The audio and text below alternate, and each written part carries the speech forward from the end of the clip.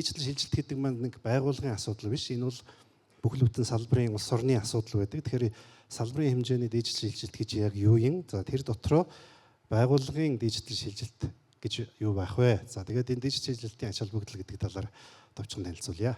Цахим шилжилт гэхээр яг өнгөрсөн жил оролцож байсан манай байгууллагууд бол бас энэ асуудал бол яригдчихлээсэн.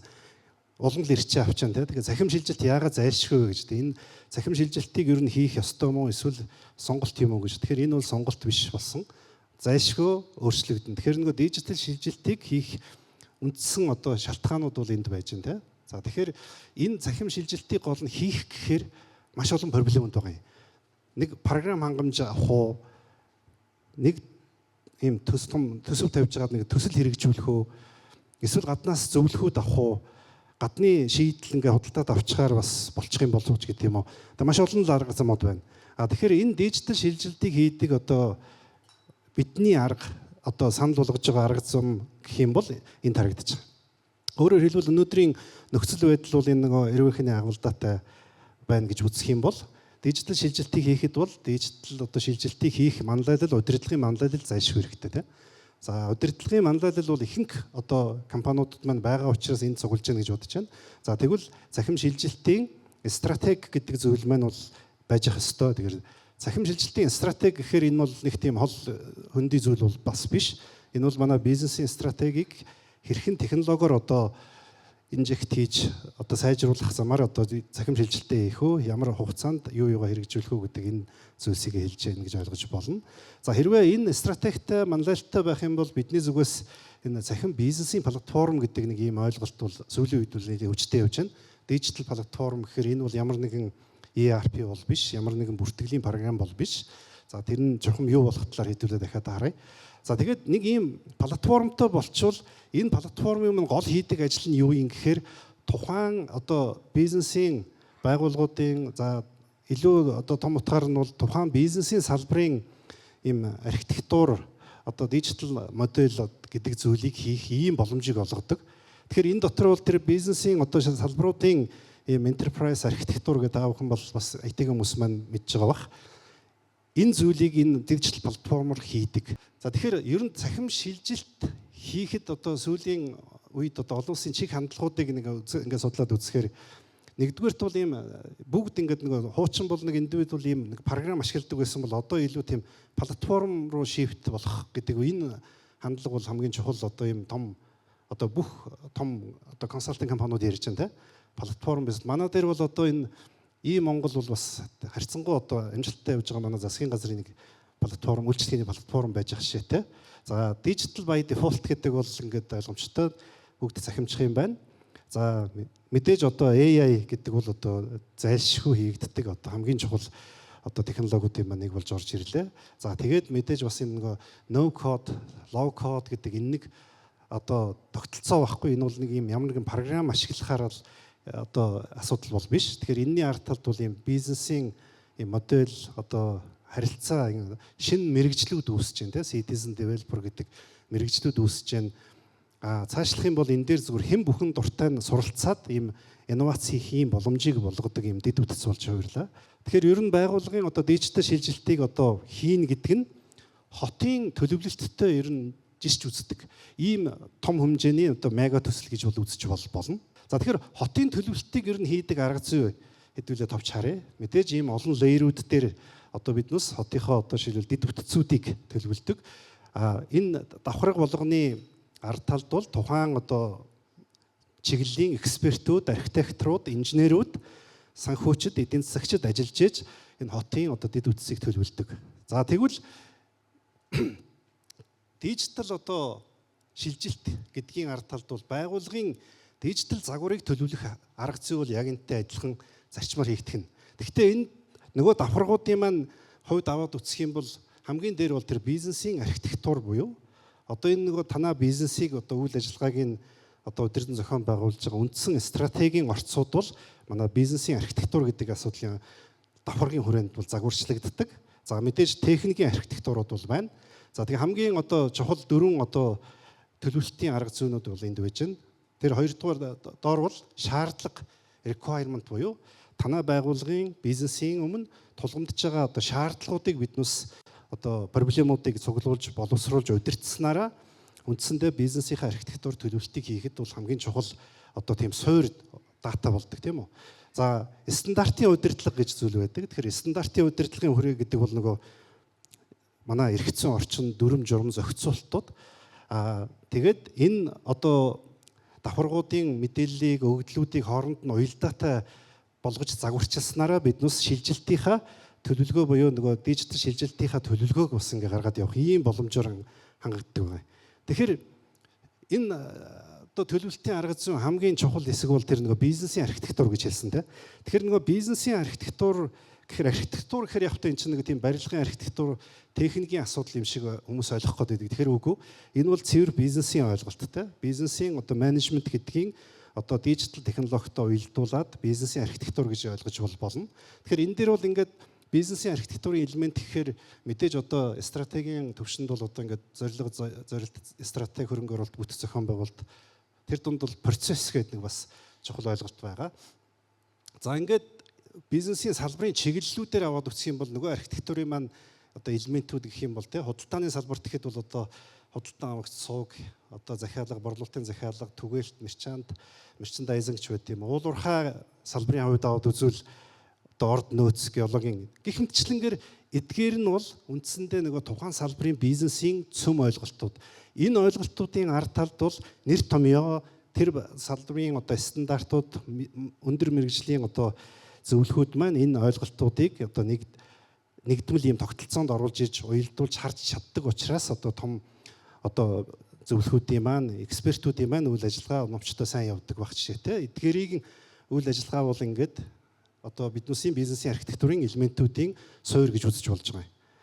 За тэгвэл энэ саяны элементүүдээ ер нь хооронд нэг ийм одоо бизнесийн үйл ажиллагааны тэр логик дарааллын хувьд ингээд уялдааг нь гаргах гээд оролдох юм бол нэг иймэрхүү дүр зураглал харагдаж байна.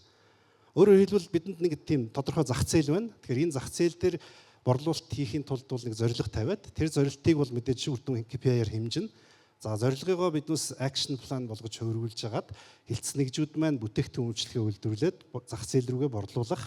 За эндээсээ орлого бүтээгдэхүүн үйлчлэгээ процессоос чинь мөн зардал үүсч идэг. Дижитал платформ гэдэг ойлголт олон улсад бол нэлээд хүчтэй ингээд хөгжиж байна. Тэгэхээр энийг одоо юу вэ гэдэг тал дээр хэдүүлэн тавчхан харъя. Сая дурдсан бидний энэ яриа бол одоо хэн нэгэн компани аль нэг одоо нэгжийн асуудал гэхээсээ илүүгээр тухайн одоо салбарын асуудлыг эхлээд биднээс том зургаар нь харж чадвал шилжилтийг хийхэд амархан болно гэж. Тэгэхээр сая дурдлаа шүү дээ. Нөгөө салбарын тухайн одоо худалдааны салбар байж болно, эрүүл мэндийн салбарч байт юм уу. Салбар болгоны тэр мета загварууд бол бүгд өөр өөр байгаа. Тэгэхээр энэ загварууд дээр суурлаад одоо үндсэн нөгөө нэг процессын хамгийн топ левел дээр бол одоо тухайн салбарын value chain гэж нэрлэдэг. Үндсэндээ нөгөө supply chain одоо том зургаараа тэнцээ байж байна. За бизнес модель одоо энэ моделийг доош нь задлаад биднээс бизнес модель canvas гэдээ хийдэг. Процессын одоо BPM нь одоо ISO стандартууд байж байна. Үр дүнгийн одоо шилбэл юу гэдэг тайлангууд, дашбордууд. Тэгээд эдгээрийгээ биднээс ингээд нэг том одоо зургаар наваад үзэх юм бол энийг нэг бизнес моделийн загвар гэж нэг нэрлэж болохоор байна. Тэгэхээр нөгөө бизнес модель энэ бизнес загваруудыг хэн хийдгүү гэхээр IT-ийн компани гэдэг юм уу интерактив хийхгүй. Тодорхой хэмжээнд одоо жишээлбэл мэдээж хийгддэг тийм туршлагууд бол байна. Гэхдээ энийг голчлон хийж чинь гэхээр нөгөө туршлагатай харилцагчид та нар маань өөрөө өөрсдийнхөө бизнесийн загварыг өөрсдөө хийж байгаа. Биднээс ийм тодорхой салбаруудын бизнесийн загварыг одоо жишээлбэл гаргаж ирж хоорондынх нь уялдаа холбоог хангах замаар ийм салбарын цахим загвар гэдэг дижитал ийм модель гэж юм хийдэг. Энэ аргачлалаа та бүхэнд одоо танилцуулж яана гэж хэлж болно. За тэгэхээр нөгөө саяны загваруудыг биднээс ингээд цуглуулад нэг ийм тогтолцоонд оруулж ирээд ингээд нэг тоон хэлбэрт оруулаад нэг database дээр хадгалчихаар эдгээрийг энэ бизнесийн загваруудыг орцуулгоод тэр Veritech платформ гэдэг энэ low code гэж нэрлэдэг байгаа платформ руу зөвхөн input болгоод өгчөж байгаа. Тэгэхээр энэ дээр бол ийм робот хөгжүүлэлт яваад одоо энэ 25 онд бол биднээс AI нэмж байна. Энэ робот маань үндсэндээ энэ загварыг програм болгож хөрвүүлдэг ийм ажилбарыг л хийж байгаа юм. Тэгэхээр өөрөөр хэлбэл энэ одоо загваруудыг хуучин уламжлалт тогтолцоогоор бол ингээд программистуудад, аналистууд тайлбарлаад нөгөөдгийн код бичээд гаргадаг байсан бол одоо тех шаардлагагүй зүгээр энэ платформд уншуулчаар энэ маань бэлэн програм болоод ингээд янз янзын процессыг бол гараад явчихж байгаа. За тэгэхээр энэ бол ингээд үндсэн одоо манай одоо санал болгодог арга зүй. За тэгэхээр яаж юм гэхээр нөгөө саяны салбаруудын бизнесийн салбаруудын тэр үндсэн загваруудыг нөгөө салбар болгоны экспертүүд оруулаад ингээд баяжуулах ажил бол ингээд энэ жилээс улам эрчимжиж байна. Өөрөөр хэлбэл ингээд нөгөө тухайн одоо шилбэл бизнесийн салбарууд дээр гарч байгаа шинэ ололтууд, инновацууд, олон улсын туршлагуудыг тухайн салбарын экспертүүд өөрсдөө загварчлаад энэ санг бүрдүүлдэг болдог ажил руу одоо бизнес загвар маань орж байна. За тэгэхээр нөгөө low code гэж нэрлэдэг байгаа платформ байна. Одоо манай энэ техникийн залуучуудад бол бас ялангуяа сайн ингээд ялгаа нь харагдахгүй байсан байж магадгүй. Өөрөөр хэлбэл low code платформ гэдэг нь бол өөрөө түүл багхгүй юу. Тэрийг одоо Microsoft-ийн Power платформ ч үгүй юм уу. Эсвэл одоо Out Systems гэдэг гадны low code платформ зөндөө байгаа. Гэхдээ нөгөө low code програм платформ ашиглацгаар ийм дижитал шилжилт хийчих юм уу, ERP хийчих юм уу гэхээр тэр шал өөр ойлголт багхгүй. Зүгээр түүл Java хэл дээр програм бичих, .NET дээр програм бичихтэй адилхан тэр Java хэл мэддэг байлаа гэд одоо том ERP хийн гэдэг бол одоо ойлголтын хувьд бол их зөрүүтэй. За тэгэхээр яах вэ гэхээр ер нь бол энэ бизнесийн одоо салбаруудын тэр core одоо загваруудыг биднээс ийм digital core гэж нэрлэдэг байгаа юм. Тэгэхээр digital core гэдэг маань үндсэндээ тэр эрдэмтэн мэрэгд судлаачид одоо салбарын экспертүүдийн оруулсан загварыг зөвхөн робот машин уншаад ойлгоод ийм салбаруудын процессуудыг, програмуудыг өөрөө үйлдвэрлэж байгаа л гэж ойлгож болно. Тэгэхээр энэ одоо үндсэн ер нь бизнесийн байгууллагын одоо бүх одоо үйл ажиллагааг бол гурван үндсэн процесс тувааж үздэг шүү дээ.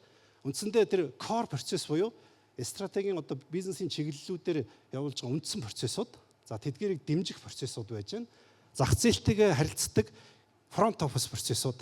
За тэгэхээр ингээд эдгээр процессууд маань өөрөө зөвхөн програм хэрвээ биччих юм бол биднес нөгөө хоорондынх нь уялдаа холбоог хангахын тулд заавалчгүй нөгөө API интеграц эсвэл одоо тийм мануал одоо тийм интеграцийг хийдэг байсан бол энэ тогтолцооны үед бол эдгээр процессууд маань бүгд тэр эдийн засгийнхаа загвар дотор уялдаа нь холбоосон ажиллаж байгаа учраас тэнд бол ямар нэгэн тийм интеграцийн асуудал бол байхгүй болж байгаа. За тэгэхээр энийг ингээд зүгээр яг уу энэ талаас нь аваад үзэх юм бол тэр нэг платформ дотор бид одоо сүүлийн 9 жилийн хугацаанд юу хийсэн бэ гэхээр салбаруудын энэ экспертүүдийн тэргуун туршлагууд манай харилцагч нарын санал хүсэлтийг тусгасан ийм загварууд дээр л одоо үндсэндээ ажиллаж ирлээ. Тэгэхээр тэр загварууд маань одоо цаашдаа ингээд улам бүр одоо нөгөө салбарын экспертүүдээр ингээд баяжигдаад сайжруулагдаад явхаар бол одоо магадгүй энэ бол ийм open экосистем болж хувираад тэгээд энэ дээр яах нь нөгөө бизнесийн хэрэглэгчд маань болохоор ERP гэдэг бол тэр ийм дижитал одоо платформын дээр байгаа нэг жижиг модуль гэж үзэж болно. Нөгөө back office-уудаа одоо юу хийдэг, удирддаг. За тэгвэл гол нь биднээс одоо нөгөө байгууллагын дижитал шилжилтийн загвар гэдэг бол энэ нөгөө B2B, B2G, B2C үйлчилгээнүүдийг ERP дотор бол нөгөө B2E буюу нөгөө ажилтны user одоо employee experience гэж ярьдаг. Тэр эсхүүд маань ингээд загварчлагдаад хоорондоо эдгээр одоо процессууд маань нөгөө доотлихоо эдийн засгийн модулийн холбоосууд дээр дамжиж ажилладаг ийм боломжтой болсон гэж үзэж болно. За тэгэхээр ингээд энэ бол ингээд үндсэндээ салбарын модулуудыг салбар цаашдаа бол энэ дээр ингээд байнгын сайжруулалт хийгдээд явхаар мэдээж одоо жишээлбэл үндсэн бизнесийн салбарын ойлголтууд бол өөрчлөгдөхгүй. Мэдээж технологи бол нааталт нь өөрчлөгдөд явна. За тэгвэл нэг юм байгаа. Одоо ингээд манай худалдааны компаниуд байж байна, барилгын компаниуд, уулуурхайн компаниуд тэр одоо салбарт одоо явдаг үндсэн суур загварууд маань ингээд одоо салбарын экспертүүд яг гаргаад нэг юм digital core гэдэг биднээс нэрлэлсэн нэг юм загвар байлаа гэхэд тэр маань нөгөө байгууллага болгон дээр тодорхой одоо өөрчлөлтүүдээр хэрэгжихгүй бол яг тэр тухайн одоо нэг стандарт бол бүх айлд таарахгүй тийм үү. Тэгвэл яадаг вэ гэхээр энэ одоо шилбэл салбарын загваруудыг нөгөө low code платформ дээр загварчлаад эн чинь програмууд шууд гарч байгаа. Тэгэхээр энэ digital core процессуудыг манай байгууллагууд өөрсдийнхөө орчин татаж одоо суйрлуулж агаад кастомайз хийж эхэлдэг. Тэгэхээр энэ гол зарчим нь юм л да. Нэг програмын нэг юм пункт бичсэн байхад тэрийг одоо хуучин бол биднээс өнгөрсөн 4 жилийн хугацаанд харилцагч нартай одоо орчинд нь хуулж өгч жагаад тэр процессыг нөгөө кастомерууд маань өөрчилдөг байсан. Тэгэхээр гол асуудал юун дээр гарч идэх вэ гэхээр нөгөө тухайн процесс маань дахиад энд биднээс нөгөө салбарынхантай ярилцаа сайжруулаад ахаар нөгөө процессын маань кодууд жишээлбэл давтчихна. Манайх шинэ хувилбараа тийш нь оруулах гэхээр нөгөө айлын маань хийсэн процесс ингээд давхартаад энэ зөрчил үүсчдэг болсон юм. Тэгвэл одоо энэ тогтолцооны үед юу болсон гэхээр биднээс энэ дээр digital core гэдэг үндсэн одоо системүүд маань бол байдгаараа байж байна. Платформ дээр хийгдсэн гол инновацийн нэг бол нөгөө digital core процесс маань одоо энэ дээр жишээлбэл нэг юм шаард хуудас үүсгэх гэдэг нэг жишээ байна л. Энэ процесс бол байдгаараа л байж байна. Нөгөө байгууллагууд маань өөрөө citizen developer буюу өөрсдийн хөгжүүлэгч нь ярих уу гэхээр яг энэ процесс дээр тухайн компанийн хувьд шаардлагатай байгаа өөрчлөлтүүдийг тусад нь процесс болгож хийж хагаад хооронд нь ингээд нийлүүлж хагаад ажилуулцдаг болгоцсон ийм боломжийг нь гаргаж өгч байгаа. Тэгэхээр өөрөөр хэлбэл шаард хуудас үүсгэх гэдэг бол энгийн одоо барааны шаард хуудас үүсгдэг байтал уул уурхайн компани дээр жишээлбэл сэлбэгийн тийм шаардах дээр яг наадах чинь аль сайтн дээр ажиллаж байгаа ямар механизмын ямар дангийн одоо сэлбэг захиалах гэдэг юм бэ гэдэг нь чухал байх жишээтэй. Гэтэл энэ мэдээлэл маань одоо эрүүл мэндийн одоо аптекийн одоо юм уу эмнэлгийн байгууллагад бол хэрэггүй байх жишээтэй тийм. Тэгэхээр ингээд нөгөө төрөүний салбарын өөрчлөлтүүдийг ийм extension байдлаар хөгжүүлж хагаад энэ хоёр тустай байгаа процессыг нийлүүлээд нэг юмшгээр ажиллуулж чаддаг болсноороо байгууллага болгон өөрийнхөө customization-уудыг нэгдүгээр хийж чадах юм байна. Хоёрдугаарт энэ digital core гэдэг процесс маань салбарын экспертүүдээр байнга тижээгдэж, сайжирч, баяжиж явдаг ийм тогтолцоо руу ингээд шилжиж байгаа. Тэгээд эцэст нь хэлэхэд бол одоо дижитал шилжилт хийснээр одоо хэд хэдэн чухал үр дүнгууд гарч байгаа. Тэгэхээр мэдээж энэ дээр бол ингээд нэгдсэн ийм дижитал одоо экосистем бий болно. Өөрөөр хэлбэл одоо энэ түрүүнд дурдсан тэр платформын доор бол одоо хурдтай холбогдсон бүх үйлчилгээнүүд, төрийн одоо төлбөрийн системүүд бүгд хоорондоо ингээд нэгдсэн ийм тогтолцоонд орж болж байна. Бизнесүүдийн одоо дижитал одоо шилжилт маань хурдсах нь байна. Манай корпорэт байгууллагуудаас гарч байгаа нэг сайхан санаачлага байгаа. Тэр нь юу гэхээр нөгөө жижиг дунд бизнесүүдэд менежментийнхаа туршлагыг ийм дижитал байдлаар хуваалцъя гэдэг ийм одоо санаачлагыг гаргаж байгаа. За дээр нь одоо энэ одоо өгөгдөлд суурилсан санхүүгийн хүртээмж гэдэг зүйл одоо манай хаан банк бол жишээлбэл бизнесүүдээс нэг товч дараал бизнесийн зээлийн хүсэлтийг одоо шууд ингээд real time авдаг ийм боломжийг бий болгох төсөл төр сүүлийн 2 жилийн хугацаанд манай хоёр хамтарч ажиллаад одоо үр дүн гарцсан явж байна. За ингээд хүн төвтэй загварыг одоо дэмжих нь байна. Дижитал шилжилт хийснээр өнөөдрийн бас нэг том давуу тал юу болж байна гэхээр хөдөө орон нутагт ажиллаж амьдарч байгаа залуучууд орон нутгаасаа цалинтай ажил орлоготойгоор хотод байгаа том компаниудынхаа эсвэл төрийн байгууллагуудаас ажил авч хийх ийм боломж нь бүрдлээ. За тэгээд түрүүнд дурдсан тэр эдийн засгийн загварууд маань үндсэндээ нөгөө салбар хоорондын уялдааг бий болгох энэ дээр салбарын архитектууд хоорондоо одоо хамтран ажиллах замаар одоо сул талуудаа арилгах, давтагдлыг арилгах ч гэдэм үү эсвэл хоосон гэпуудыг нөхөх ийм олон боломжууд бий болох нь байна. За гэх мэтчлэнгээр ер нь бол олон давуу тал байна. Дижитал одоо ийм шилжилтийг хийснээр нөгөө танаа бизнесийн уламжлалт одоо supply chain буюу танаа одоо түүхийд нийлүүлдэг одоо түгээдэг, хүргэж өгдөг, үйлдвэрлэдэг, буцаагаад кастомер зах зээл рүү хүргэдэг энэ ханган нийлүүлэлтийн тогтолцоо маань илүү ийм одоо дижитал загварт орсноороо дундын зуучлал одоо цаг хугацаа цаасан ийм асуудлуудаас бол салах нь байна. За хоёрдугаар дараагийн гуравдугаар нэг давуу тал бол энэ биднээс ер нь бизнесийн удирдлагууд бол стратеги төлөвлөлт зорилтуудаа хэмжихийн тулд ихэвчлэн одоо сар улирал одоо тодорхой давтамжтайгаар ийм хурал тайлан мэдээ одоо төрөл бүрийн юм төлөвлүүд ашигладаг. Тэгэхээр энийг бол ингээд цаашдаа бол биднээс юм архитектурын тэр модулууд маань хоорондоо дата солилцох тэнд агрегат мэдээллүүдийг одоо дээш нь одоо тооцоолох замаар ингээд real time төвшөнд одоо өөрсдийнхөө бизнесийн удирдлагыг одоо хэрэгжүүлэх нь байна. За тэгээд эцэст нь бол одоо мэдээж түрүүнд дурдсан нөгөө энэ бизнесийн одоо салбаруудын эдийн засгийн юм дижитал загвар маань нэг юм том мэдээллийн одоо big data санд цуглархаар одоо энэ дээр бол бидний одоо 25 онд хийж хэрэгжүүлж байгаа ажил бол тэр нэг AI те одоо бүх хүмүүс одоо AI ярьж байна. Тэгэхээр энэ дээр бол юм нөгөө agentic AI гэдэг энэ концепцоор нөгөө ERP-ийн модулууд маань бүгд ийм санхүүгийн эйжент, хүний нөөцийн эйжент, procurement-ийн эйжент гэдэг нэртэйгээр ийм эйжентүүд биднээс одоо энэ платформ дээр ERP дээр суулгаж өгч байна.